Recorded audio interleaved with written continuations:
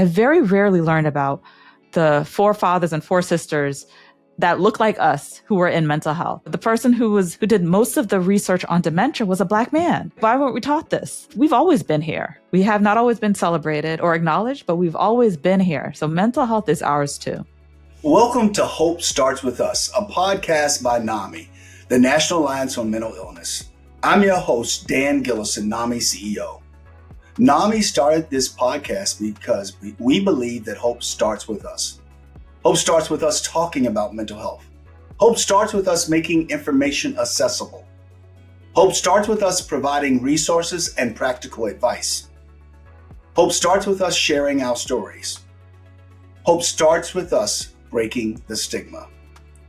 If you or a loved one is struggling with a mental health condition and have been looking for hope, we made this podcast for you. Hope starts with all of us. Hope is a collective. We hope that each episode with each conversation brings you into that collective so you know you are not alone.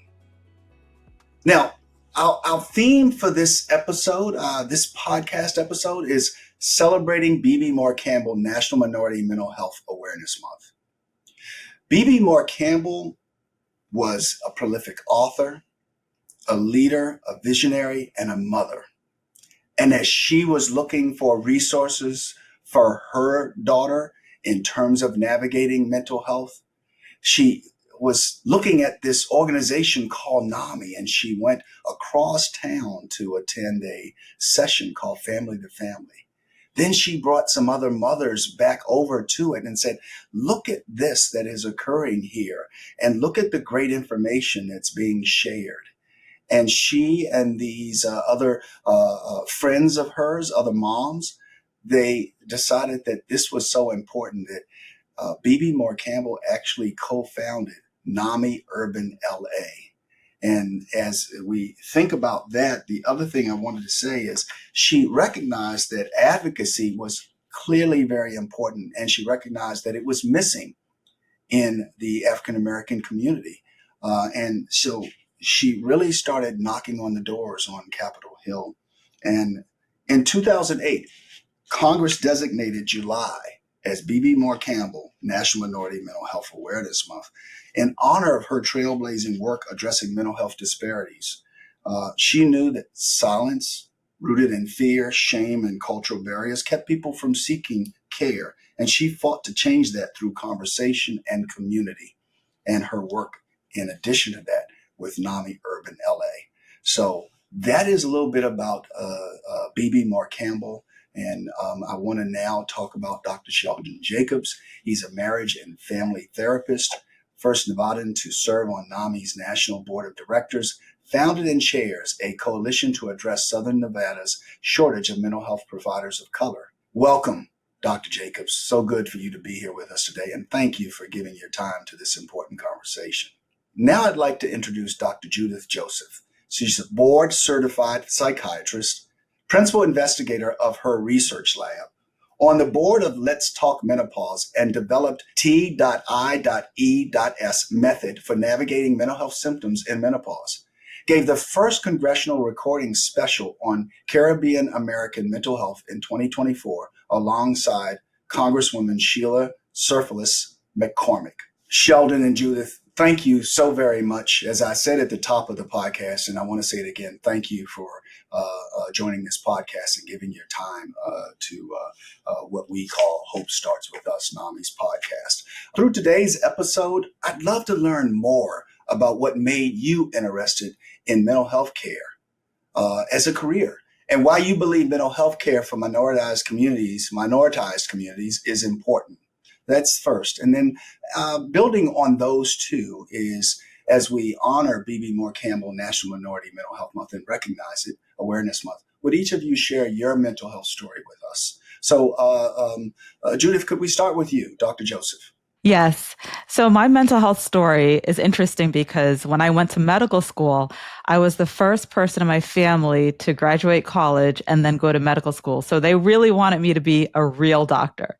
And I started off as an anesthesiologist, and I found myself struggling with what I now know is high functioning depression, just feeling a lack of joy, a lack of pleasure in things, but on the outside, looking put together, looking successful.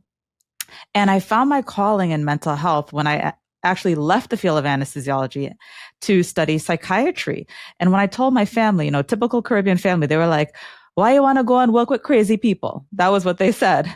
But I had to explain to my community that mental health is something we all have. We all have mental health, just like we all have physical health.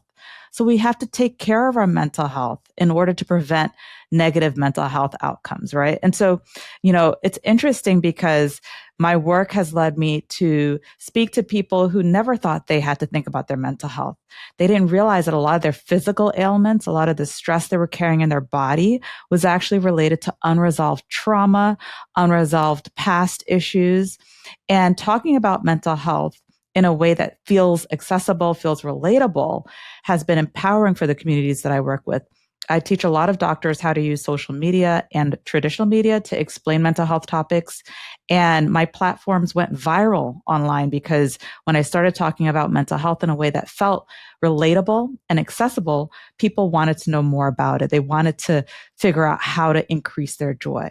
And I say that mental health belongs to all of us. It just looks different across cultures. In the Caribbean, we eat spicy foods, we dance. And I explained that a lot of things we do that we think are just part of our culture, they're actually protective of our mental health. Like when we eat your roti and your curry, that is decreasing inflammation in your brain. When you're moving side to side and you're dancing in the road, that's actually causing the right brain to talk to the left brain and increase your joy and decrease your stress. And so talking about mental health in a way that feels authentic is a way to bring people in when they feel as if maybe they shouldn't be a part of the mental health conversation. They just need it to feel relatable to themselves. As you mentioned this, I want to come back to this. You mentioned something that there's such a logic model, and there's so much I can build on here. And I know we have a prescribed set of questions, but I am going to just build on what you said, Dr. Joseph. And you said increase joy, decrease stress. That's a part. There's a process here, and there's a method. There's methodology to it. It's just not just something that's hanging out here. And it's so important to understand that this is all about your total health.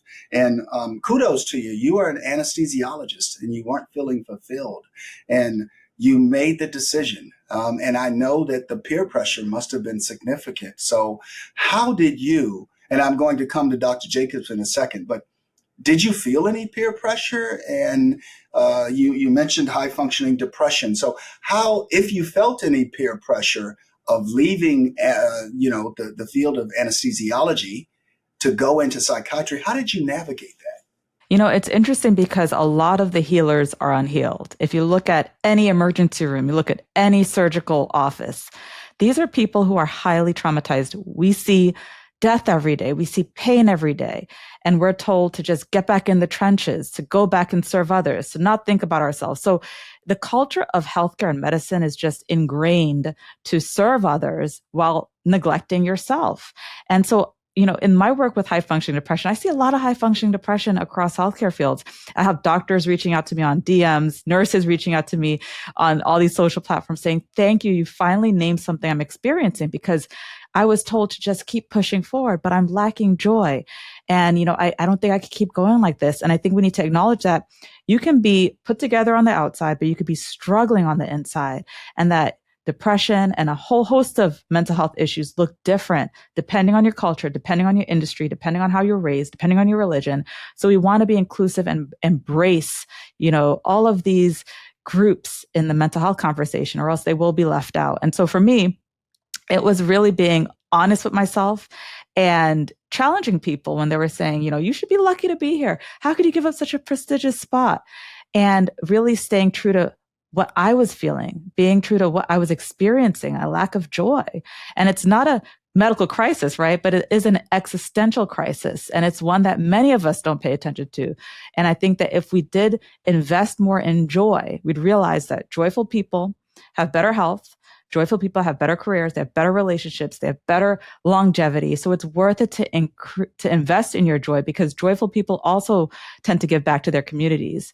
And so, invest in joy. It doesn't mean that, you don't have to also address, serious mental health issues, but also try to invest in joy.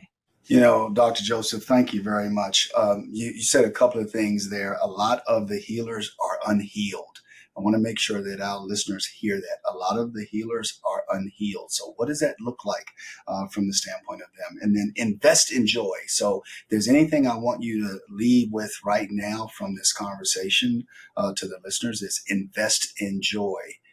So now let's go to Dr. Jacobs, and thank you, Dr. Joseph. So Dr. Jacobs, both of you had options in terms of fields of interest.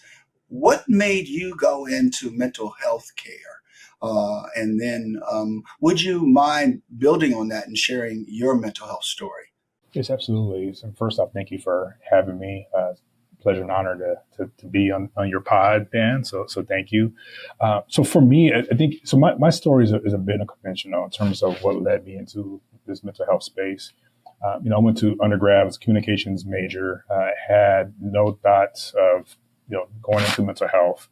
However, during my second year of college, my second year of undergrad, my first cousin of mine got really sick. And he ended up being diagnosed with paranoid schizophrenia. He was a year younger than me. And he was struggling to the point where, he was going to Southern University, and that's where he had his psychotic break. I think it was like during his first semester. So his parents had to, go out to Texas and bring him back home. And it was just like a roller coaster, for them, in the years following that episode in college. And I remember going, I think it was during one of my holiday breaks, and going back home and visiting him. And I almost didn't recognize him. I mean, he had lost so much weight. He wasn't eating. He was struggling significantly. And so, I want to understand a little more of his struggles and what that looked like. And that's kind of how it came to NAMI, because at the time, he said he was in and out of hospitals, he was struggling, to try to take his life several times. And finally, during one of his hospitalizations, a nurse mentioned NAMI. And, my family was like, what's NAMI? And they were on the fence because, as a Black family, when it comes to mental health in particular, especially during this time, this is going back to like 98, 99. Mental health was something that, there was a lot of taboo attached to it, a lot of stigma attached to it.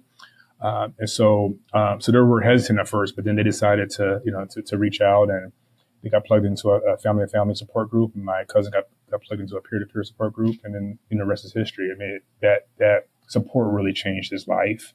And just being in that community. And I remember, being able to sit in on a couple of those groups with him. And it was just, the impact was so powerful. But before that even, so I also had my own struggles, with mental health. So when I was 14 years of age, I was involved in a street gang in California. And I was involved in what should have been a drive-by shooting. Somebody tried to take my life, and through God's grace, the bullets never left that gun. And however, the trauma, from that incident, still remains. And for 10 years, I didn't address, what was going on with me. I didn't address, my mental health. Initially, I didn't know what was going on with me. I didn't understand mental health. I didn't understand what any of that was or what it looked like in terms of the symptoms, the behaviors, my response to that trauma. And so I kept it to myself. I didn't tell anybody about what I was dealing with. And I was essentially suffering in silence. And as a result of that, my relationships were being impacted. I was struggling in school. I was struggling in so many areas of my life. And when I opted to go to grad school, because in between time, I was working for my aunt who owned group homes, and we had a therapist that was working in the homes, and I was kind of like, look, I can do what he's doing and be just as effective. And so that's kind of also what propelled me to get into the field. But one of the requirements in my doctoral program was we had to have 20 hours of individual therapy. And that was the first time where I addressed my trauma. And it was life changing for me. And so again, I would say it's twofold. Just my own personal experience when it came to just some of the things that I was exposed to, and again, my own trauma, and seeing my cousin and going through his sickness, and those were the two primary reasons personally, and then professionally, I'm working in this group home setting and seeing this therapist and all the great work that he was doing with the kids that we were serving made me a believer and made me want to go into the field of mental health.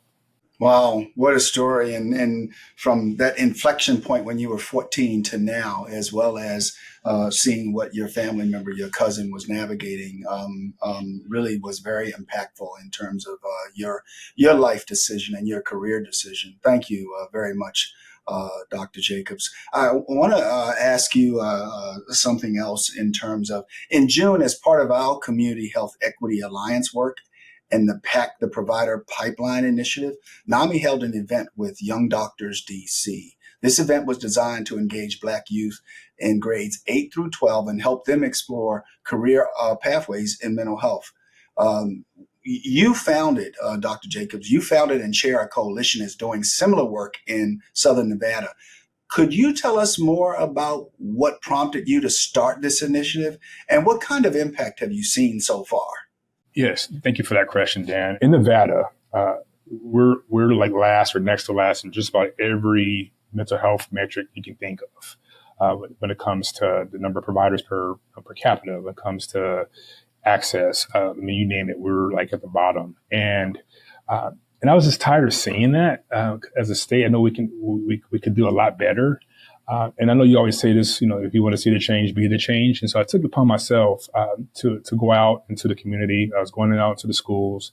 I created this PowerPoint presentation regarding, or about the field of mental health and the different options. If you want to be a psychiatrist or a psychologist, the differences between the two.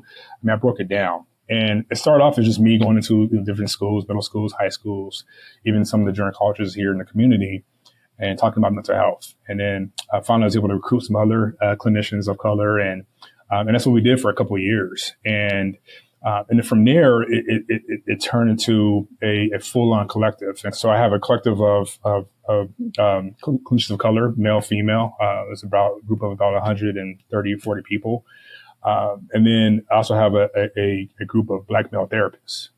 And so what's interesting about this coalition is whenever, and especially in our community, a youth of color especially, or even just a family that's struggling, if they are seeking a clinician of color, they know where to turn to because of some of the information, some of that social media, some of the work that I've done in the community in terms of spreading the word. People can call me and they can reach out for support. Because again, I do believe in the laws of attraction, and I believe that representation is huge when it comes to, especially when it comes to therapy, because therapy is so intimate. And I think I always say this, that therapy, 80% is the relationship that you have with a therapist. If that relationship is not there, it's going to be hard to really move forward in a therapeutic, relationship, if you will. So that's why this was so near and dear to me. And so, in terms of the impact, Dan, it's one of those things where, in some ways it's kind of hard to quantify, but then at the same time, every now and then I might get a phone call or I might bump into, a student that I spoke to some years ago, and they'll say, hey, you know what, I went to grad school because of you, Dr. Jacobs, or because of you, I decided, that I want to be a therapist. And so I get those responses from time to time. And so which leads me to believe that the impact is real. Again, when it comes to like actual numbers, I don't have that data, but I do know that it is impactful. Especially when my phone is ringing several times a week for families or individuals seeking therapy, and I'm able to connect them with a clinician of color, and that for me is everything. Well, what you've also done there in the community is through your work, you now have a session on a local TV news show every week, if I understand correctly, right, Dr. Jacobs? Yes, actually, so it's a column in the Las Vegas Review Journal, and so from my understanding, I am one of the first columns in the country for a newspaper that has over 250,000 subscribers. It's our largest news outlet in the entire state of Nevada. And how it came about was, again, the importance of using our voices, advocating for ourselves. I wasn't happy with, the lack of coverage, the lack of mental health coverage that was in this newspaper. And so I kept reaching out to the editors and complaining. And then finally one day they blessed me with the opportunity to have my own column, which is called Mental Health Matters. Congratulations. That's impact. And you're making a difference in so many ways. And whether it's 1, 2, or 3 that say they have chosen a certain field or they're getting care because of their interaction with you, congratulations. So, stay the course. So Dr. Joseph, I want to come to you now as a psychiatrist who immigrated to the U.S. from Trinidad. They say Trinidad, but I'm going to say Trinidad. Who grew up in a religious home. One area you focus on is supporting mental health for Caribbean American folks. How do you tailor the care you provide to Caribbean American people's experiences? Their experiences are a little different. Their level of trust, knowledge, insight in terms of mental health or mental illness may look or feel different. So how do you tailor your care? Well, it's a great question, and I use a lot of acronyms to help people to remember these tools. And when I gave the first congressional talk on Caribbean American mental health, I used something called the CARIB method. So CARIB. There's a bear in Trinidad with CARIB, but it's not based on that bear. But C is for community. Because many times when you immigrate to a new country, you lose track of your connection. And we know that human connections are really, really important for longevity, for total health. And so tapping into your community is really important. That could be your community in church, that could be your neighbor. And when you leave a close-knit community to come to a new country, sometimes you stay isolated. There's this fear of us versus them. Let's stick to ourselves. But I really encourage people to reach out and branch out and find connections and tap into the community. The A in CARIB is attitude. A lot of times we have this notion that, mental health is for crazy people. It's not for us, but we have to really challenge this and say that, listen, we have to take care of our mental health. We've changed our attitude towards mental health because we all have physical health and mental health.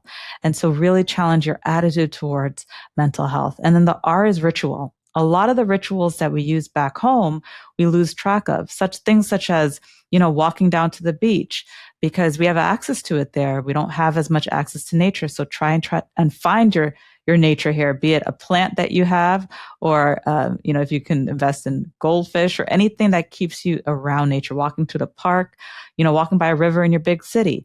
Those are things that are important. Rituals back home are things like dancing. We don't tend to tap into those cultures because we're in a new country, forget those things. So don't forget your rituals. If your ritual was going to church every Sunday and that was giving you a sense of calm and purpose, you may have to find that here. And then the I is intention. So in everything that you do, try to be intentional. If it's going to be meeting up with others, don't be on your phone, really try to connect. If you're going to be connected with your community, don't say, well, I'm from this island and you're from that island and we're going to stick together. Try and really be intentional about why you're there. And then the B is our body, right? The B in CARIB. A lot of times we lose sight of the things that kept us healthy from back home. We were eating fresh fish, we were eating fresh fruit every day, but then we come to a new country, we're eating highly processed foods. And we know a lot of the data is showing that what we eat actually can impact our mental health.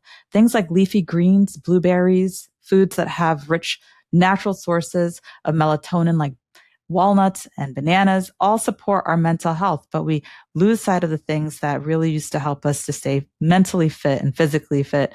Things like even walking. We get so sedentary. Back home, we would walk and go to the store. Here we drive and, take public transportation. So, do little things like taking the subway, one less stop and walking the way if it's safe, or trying the stairs instead of the elevator. All of those things really support our mind-body connection. So the CARIB method, again, it's something we all have access to.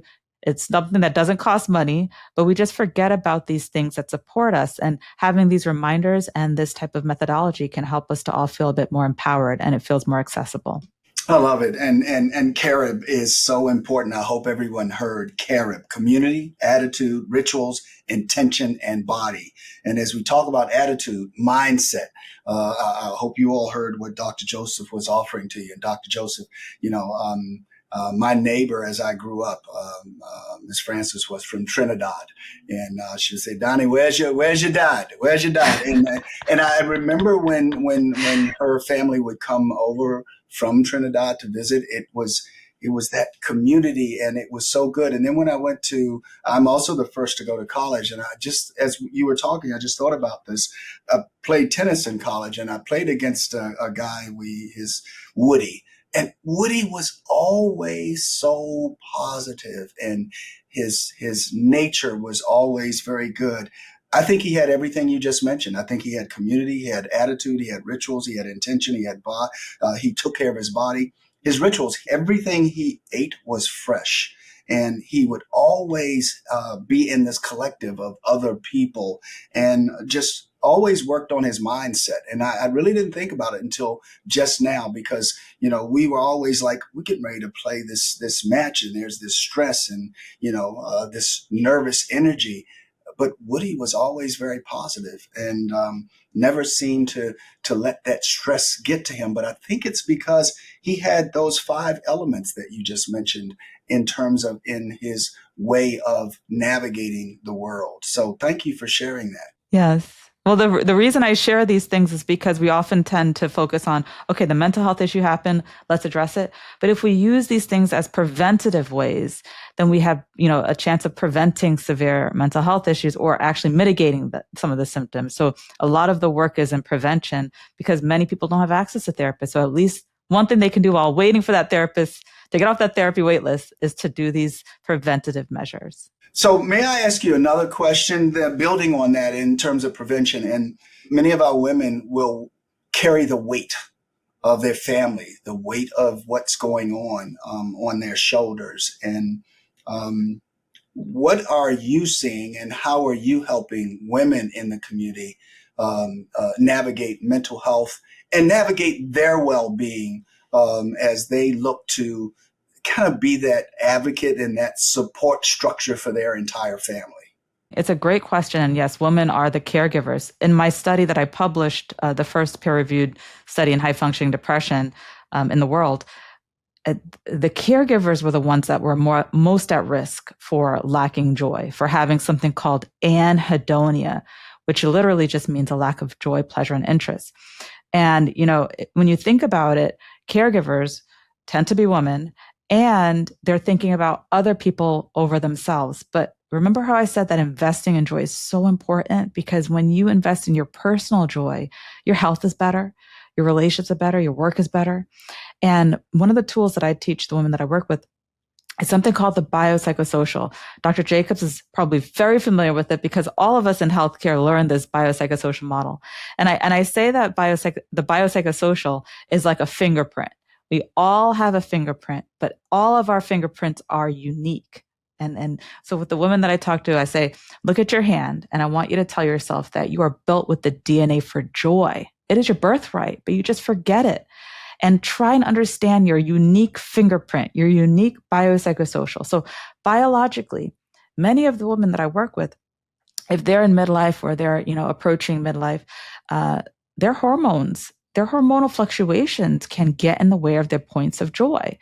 And when you go through, let's say, things like, your menses, postpartum depression, perimenopause, menopause, those hormonal fluctuations can cause symptoms that may look like depression or anxiety. So learning about what's happening in your body and trying to address those symptoms can actually help you to feel better biologically. And that's one of the things that women struggle with. But the other thing that women struggle with biologically in the biopsychosocial, so biologically, these are medical conditions or things that run in your family, are autoimmune diseases. Women make up 80% of folks struggling with autoimmune diseases. That's a lot. And when your body has all that inflammation, that also attacks your brain. So it's really hard to be joyful when your brain is under that much stress. So you may have to focus on addressing those biological risk factors. Psychologically, in the biopsychosocial of your own fingerprint, right? What are the risk factors that women have? Women tend to have a lot of traumas. 1 in 4 girls has reported, sexual traumas. That's really high. Like when you think about that on your fingers, on your hand, that's 1 in 4 is very high. So we have to address the traumas, if you're in fight or flight, it's hard to be joyful. It's hard to do anything if you're constantly revved up. So acknowledging those traumas in women. And also other things that women tend to go through, like they get underdiagnosed with ADHD, although the rates of ADHD are equivalent in girls and boys. So you have women struggling with unsupported ADHD throughout their lives, wondering what's wrong with you, why you can't multitask when you have undertreated conditions. And then socially, what's happening in the world for women. It's hard to balance your work life, taking care of your kids, taking care of your parents. The demands on you socially are high, yet you get paid less. So not only do you take on more, but you're compensated less. And socially, especially Black women go through microaggressions every day, and they have to show up. Things in their environment for Black women, they don't have as much access to nature. You don't have as much access to, certain healthcare things that you should be having, resources that you should be having access to. And so when you think about the social things in your life, you're also thinking about your habits, the relationships that you're around, your workplaces. So all those social factors are areas where you could be losing your points of joy. So with my women I work with, I actually ask them to write out their Venn diagrams of their biopsychosocial so they understand where they're losing their joy.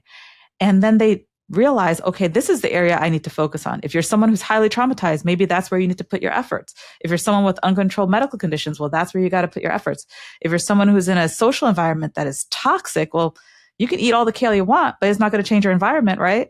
So understanding your biopsychosocial, your unique fingerprint will allow you to be strategic in where you're losing your points of joy. So you're truly understanding the science of your happiness. And I say that because we're all trying to be happy. We're chasing happy, but we don't even understand where we're losing our joy. So how can we become happier? So understand the science of your happiness and use the biopsychosocial tool. It's very, very empowering. Dr. Joseph, you just mentioned something that made me think of a book, The Body Keeps the Score. And it seems to fit into a lot of what you were talking about. You talked about autoimmune diseases. You talked about undiagnosed ADHD. And you talked about a number of things that the body does keep the score, doesn't it? Absolutely. I love that book. And it really, I think, highlights the mind-body connection, because we often think, oh, the brain is here, the body's here, but it's all connected. And you're absolutely right about that. Thank you. So I want to ask you now both a question is, what do you wish mental health care providers knew about communities of color and minority mental health? You're both in fields, psychology and psychiatry, therapy, and the like, that there's underrepresentation, tremendous underrepresentation. I think it's 2 to 3% Black women that are psychiatrists. So as we think about the environment of mental health care providers, what do you wish that these providers knew about communities of color and minority mental health? Dr. Jacobs, would you like to go first? Yeah, certainly. I would love to go first. It's a profound question because I feel like, and we've seen some of the numbers, especially amongst our youth, our Black youth, where suicide rates have tripled in the last couple of years. I feel like there is a lack of understanding. I feel that providers in particular could do more when it comes to whether it be through training or through education, whether it be through immersion, learning more about our communities. And granted, yes, we're also different as well. And so, but I do think it's very important that providers, have a better understanding of who we are as people, some of the traumas that we face on a regular basis, some of our histories. I think is very important to have an understanding. One of the things I see a lot of times in my space, and is just talking with fellow colleagues of mine. A lot of times, there is just this general lack of acknowledgement, validation when it comes to certain challenges and struggles that we face. For instance, as a Black male, just the struggles that I go through on a daily basis, being a Black man that's educated, I'm a threat to so many people.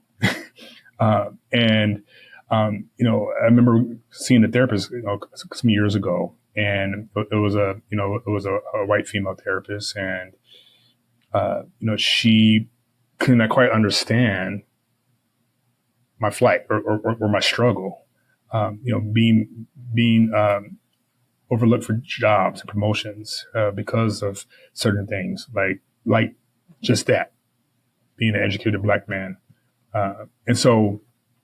So yes, I think that's very important, and for any provider for that matter, understanding, the populations, the individuals that you're treating, the individuals that you're working with, having an understanding. And a lot of times you still I understand everything because there's so much to all of us, right?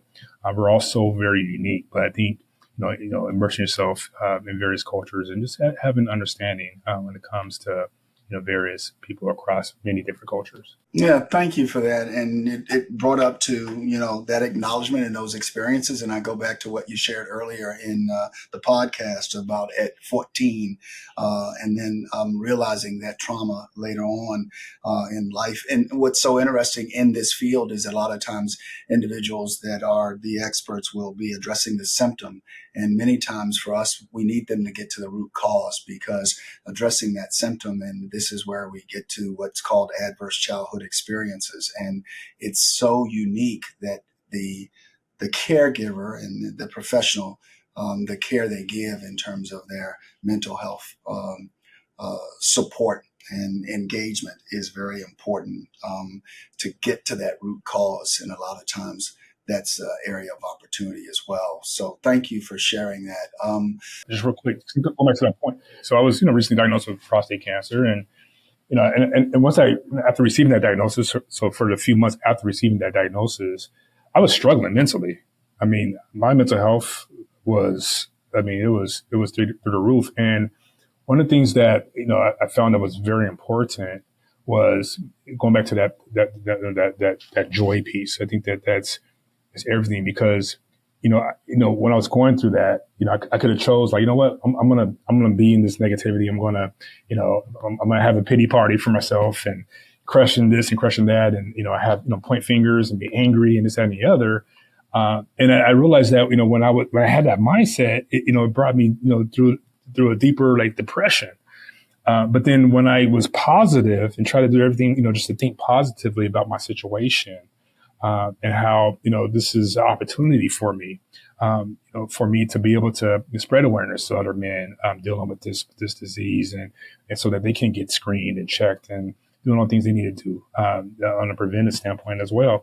I started to heal, and I started to feel better, and I started to experience joy again, because I made a conscious effort to say, I'm not going to put myself in that state of mind. I'm going to think positive, and granted, it wasn't always that easy, but I did make it a concerted effort to think positive and to have positive thoughts. Whenever a negative thought kind of entered my mind, quickly switching that negative thought with a positive thought. So I just wanted to add that. I appreciate that. And for our men that are listening, go to the doctor, get checked. What Dr. Jacobs just shared with you, he shared for a reason. And thank you for sharing that. I really do appreciate it. And I'm so glad you're on the side of joy, and that it's helping as you're navigating. Dr. Jacobs, thank you for that. Dr. Joseph, I want to come to you and ask you, what do you wish mental health care providers knew about communities of color and minority mental health? Well, I think that the numbers, the statistics that Dr. Jacobs brought up, I don't think many people know that, unless you make it a point to go and look up these alarming rising rates in our youth. The statistics for our Black mothers and postpartum depression. If you don't, take it upon yourself to educate yourself about these new numbers, then you're still operating on a past that said, oh, Black people had better numbers in mental health, which we know is not true. We are the most highly traumatized group of people, and we have high rates of depression and anxiety, and we're most likely to be underserved. So I think number one is educating yourself, because when you know these things, then you look out for people who need help, who need support. The other thing is that, when you're approaching our community, you try to use another lens, because, giving advice to a youth who's a Black youth and saying, okay, well, you got to set boundaries and you got to cut off so-and-so. Listen, our strength has historically been in our community. So we need to approach things differently. We need connection. So, some of the advice that's being given is not culturally appropriate for our communities. So I think that that is really important. And lastly, growing up and training in these prestigious institutions, I very rarely, and I don't know, Dr. Jacobs, if you had this experience, I very rarely learn about the forefathers and foresisters that look like us who were in mental health. And I think that that would have been very empowering, to know about, because, the person who did most of the research on dementia was a Black man, right? Why weren't we taught this? There are these trailblazers, these, Black psychiatrists, Black therapists, Black psychologists who we just don't even learn about. And I think it's important for us to know that history and to talk about it within our field, because we've always been here. We have not always been celebrated or acknowledged, but we've always been here. So mental health is ours too. Wow, that's so important. And if knowing that legacy, understanding that legacy, and knowing some of the history of individuals that come before you that have done incredible work in this space, it's validating and it's reinforcing of to all mental health professionals, and it would be wonderful if that was included in the curriculum and the development. So both of you have just added so much to this podcast. Thank you. And we always end our podcast with one last question. And we set it up this way. The world can be a difficult place, and sometimes it's hard to hold on to hope. That's why with each episode, we dedicate the last couple of minutes of our podcast to a special segment called Hold On to Hope. Would you tell us what helps each of you hold on to hope? And Dr. Joseph, I want to come to you first. What helps you hold on to hope? Well, you know how I said I often ask my clients to look at their hand and tell themselves that, like, you're born with the DNA for joy. It is your birthright. Really get to know yourself. There's only one you, and there will only ever be one you. I mean, that always gives me chills. So take the time to understand the science of your happiness. Understand where you're losing your points of joy. And then you can really focus on the areas where you can add that joy back, because there is only one you and you're here for a reason. And I use a tool called the 5 V's. Number 1, the first V is validate how you feel. Validate and accept it, good or bad, without judgment. Vent it, express how you feel. And that could be through writing. It could be talking through prayer, through singing, but get it out. Through crying. That's another way we don't really utilize that one, but just get that emotion out. The third is values. Tap into things that give you meaning and purpose, like your family, your faith, your community. The fourth is vitals. You only get one body. So take care of yourself. All those things I mentioned, eating well, moving, protecting your brain from too much screen information. All that stuff is protective of your health. And the fifth is vision. Celebrate your wins. So when you finish listening to this podcast, say, I didn't have to listen, but I took the time to be curious about my happiness. I invested in this time, and plan and celebrate that joy in the future. So that's a part of vision. So the 5 V's can be very, very helpful. And there's 5 fingers, right? So that's why the number 5 shows up across the world. And you can tap into one of these, 1 or 2 every day. Don't do all 5 at once, but it'll help you to reclaim that joy. I love it. Thank you. And validate how you feel. Vent it. Values. Tap into your values. Know your values. Vitals. Take care of yourself. And last, vision. Celebrate your wins. This is fantastic. So, Dr. Jacobs, want to come to you now and ask you, what helps you hold on to hope? I think for me, it's 3 things. First is anchor. Finding my anchor, and for us, it could be, that could look differently. For me, my anchor is my faith. So whenever the storms are going and the waves again, higher and higher, I'm able to rely on my anchor to help keep me grounded. And then the second one is coping tools. And Dr. Joseph touched upon this earlier in terms of having those tools, using those tools proactively. It's very important. I think that when you use them proactively, it kind of helps build that immunity for our mental health, which prevents or averts significant mental health challenges from happening if you are proactive in many instances. So for me, I'm a runner. I love to run. That helps our mental health. I also love music.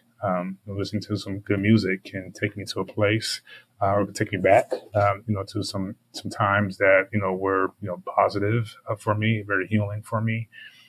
And then the third for me essentially is community. Community is so powerful.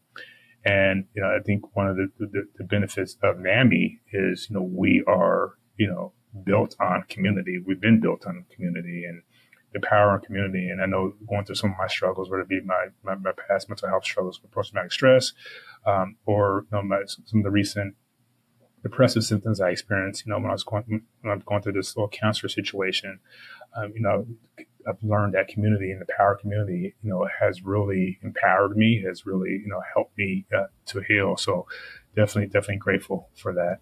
Thank you very much. And I just want to say to both of you all, you've just shared so much and really empowered our listeners with some insight, some tools, and some hope for how they can navigate their well-being. So thank you for that. This has been Hope Starts With Us, a podcast by NAMI, the National Alliance on Mental Illness. Representation, mentorship, and opportunity matter. Learn more about NAMI's outreach to Black and African ancestry communities through the Community Health Equity Alliance at www.chea.nami.org. If you are looking for mental health resources, you are not alone. To connect with the NAMI HelpLine and find local resources, visit nami.org/help, text NAMI to 62640, or dial 800-950-NAMI. Or if you are experiencing an immediate suicide, substance use, or mental health crisis, please call or text 988 to speak with a trained support specialist, or visit 988lifeline.org. I'm Dan Gillison, your host. Thanks for listening, and be well.